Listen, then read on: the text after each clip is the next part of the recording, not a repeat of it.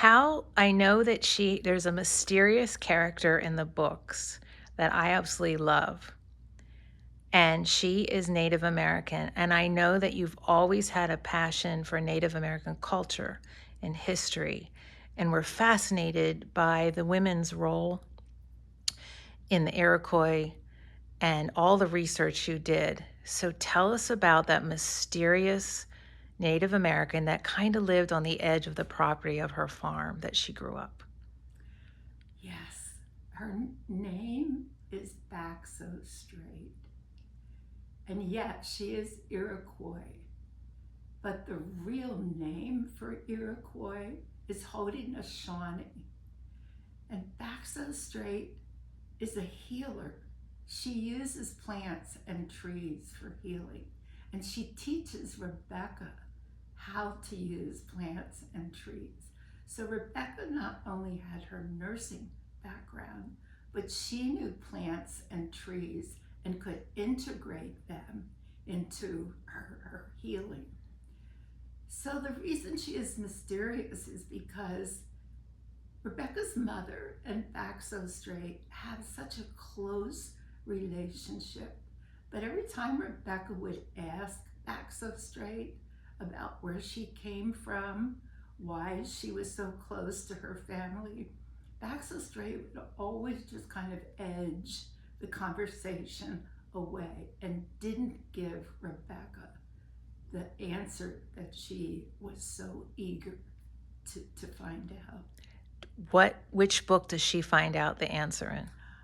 I can't tell you because it's a surprise.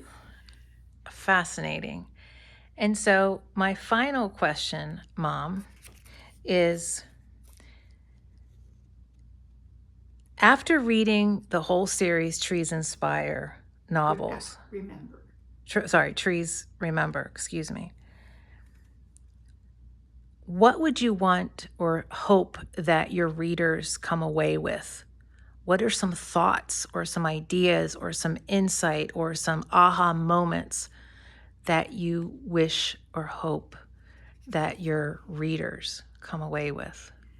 Well, as I started writing and researching, after I was about 3/4 of the way through book one, I, I was thinking about my readers.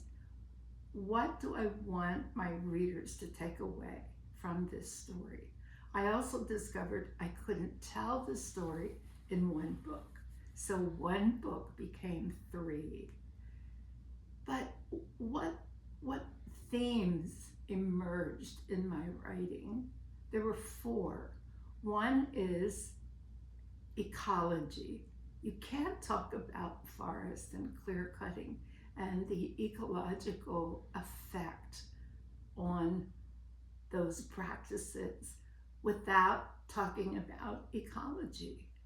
The second thing was racism, because Back So Straight encounters racism in its ugliest form. And I wanted the reader to feel how Back So Straight must have felt to have to navigate being an outsider, being shunned, being characterized as heathen. The third theme that arose was classism. I got to thinking about Rebecca, born on a farm in rural Pennsylvania, and having a taste of privileged life, seeing what Baltimore was like, being with Christopher in Baltimore, going to the opera and little shops, and seeing how wealth could change her whole trajectory of her life. And then having to make decisions whether to embrace those values or maintain her small town rural values. The fourth thing was gender inequality. Rebecca was not expected to be able to do math, to measure the barn that burned down, to expand beyond her traditional gender roles. Even in high school, where she excelled, that was so unusual for a young woman at that time to complete high school. So I found those themes just kept reverberating in my mind as I wrote and wrote and wrote until at the very end of the third book, I finally resolved some of those issues on gender inequality. Great. And where does the name Rebecca come from? Why did you choose that name? Many of the characters in my story are from my family of origin, and my mother's name was Jane Rebecca Wagner. So many of the characters are actually almost autobiographical for me. I borrowed those names and I modeled the characters after those real people. And I hope I was kind. I hope I was authentic. But I mostly hope that people who read the books can see themselves in those characters, their goodness, their flaws, their struggles, and their successes. Okay, I'm going to ask the question again so it can be edited back in because I got the name of the books wrong. So after reading Trees Remember, what would you like your readers to be inspired by or think about? I would like them to be inspired and I would like them to think, because as I wrote my story, probably after the first book of the series, 4 themes seemed to emerge in my mind, in my story.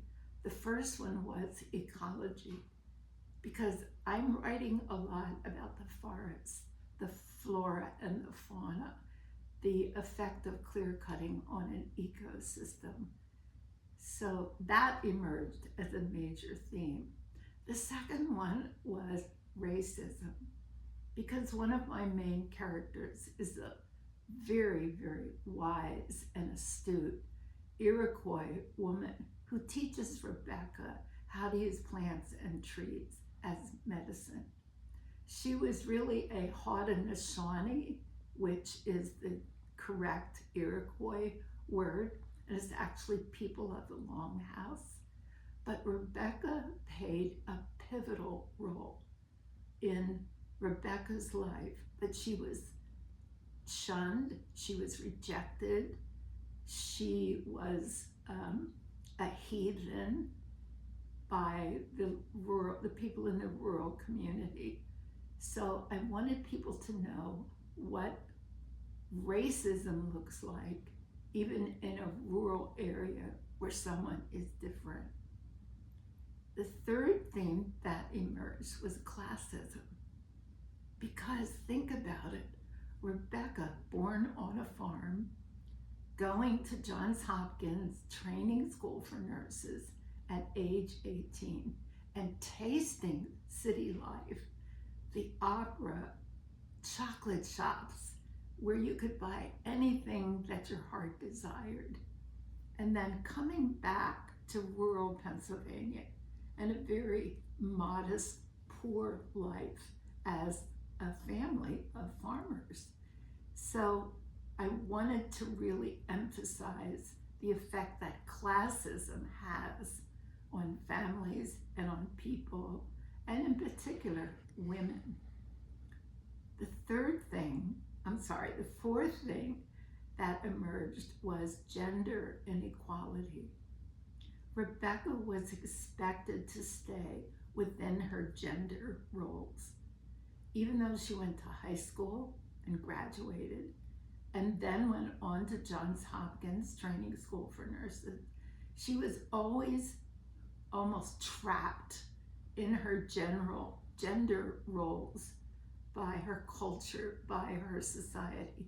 Interestingly, in the Iroquois nation in the 1700s, when those 5 tribes merged into the Iroquois nation, they had a system of equality for men and women.